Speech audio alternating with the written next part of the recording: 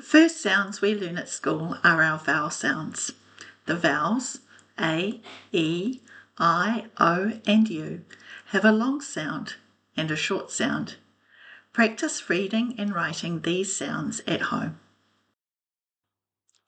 A, apple, A. E, eggy, E. I, itchy, I. O, olive, O. U, upper, A. E, E. I, O, A.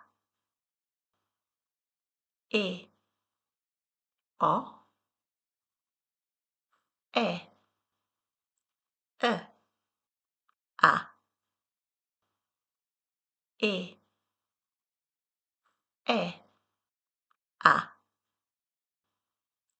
I, O, E, I, E, O, A, O, E, I, E, I, A,